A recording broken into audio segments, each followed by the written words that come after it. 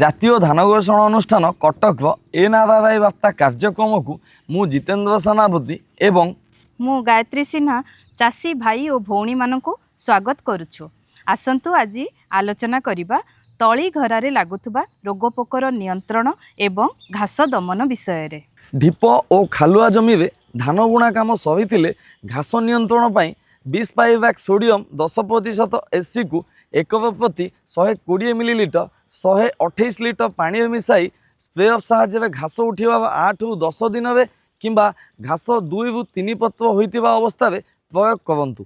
तली घरारे उकुणिया पोकर प्रादुर्भाव देखागले एकर प्रति आजाडिराक्टिन 15 शतकड़ा इसी 800 मिलीलीटर किंबा लाम्बडा साई हालोथ्रिन 5 शतकड़ा इसी 100 मिलीलीटर को 200 लिटर पानी रे मिसाई सिंचन करंतु। चेरगंठी सूत्रजीव एवं कांडबिंधा पोकर प्रादुर्भाव थिबा अंचल में तली घेरारे धान बुणिबार 5 दिन पर प्रति वर्गमीटर तली घेरारे कार्बोफ्यूरान दाना 3 ग्राम नतुबा डाइयाजन 1 ग्राम प्रयोग करंतु। धान तली घरारे महिषा रोग देखागले टेबुकोनाजोल 50 शतकड़ा सहित ट्राइफ्लोऑक्सिस्ट्रोबिन 25 शतकड़ा WG 0% 4 ग्राम 1 लिटर पानी रे मिसाई सिंचन कले सुफल मिलता है।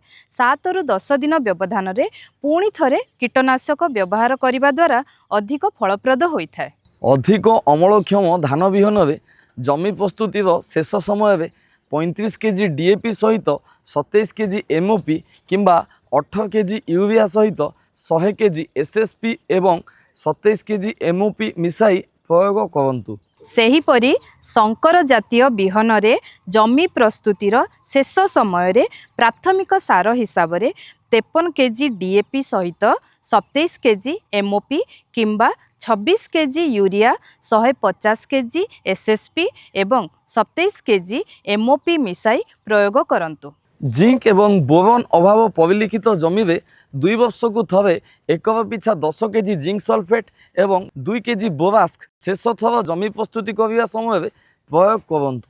आवश्यक स्थले पानी मड़ाई तली घेरारे बतर बजाय रखंतु। तली उपाड़ीबार 2 रु 3 दिन पूर्व तली घेरारे 2 रु 3 सेंटीमीटर ठिया पानी रखिले चारा उपाड़ीबार सहज होता है। भारतीय कृषक मानक सुविधा पाई विभिन्न फसल उद्यान कृषि पशुपालन मत्स्य चाष प्राकृतिक संपद परिचालना कृषि इंजीनियरिंग कृषि शिक्षा एवं कृषि संप्रसारण विषय रे ज्ञान आहरण करने को भारतीय कृषि परिसंख्यान अनुसंधान द्वारा किसान 2.0 आप विकसित करा जायछि। एहा एकाधिक भारतीय भाषा रे उपलब्ध एवं एही आप 300 रु अधिक कृषि संबंधी आप को एकत्र करिथाय। एहा द्वारा चाषी भाई माने गोटिए जगार सबु प्रकार सूचना पाई परिबे।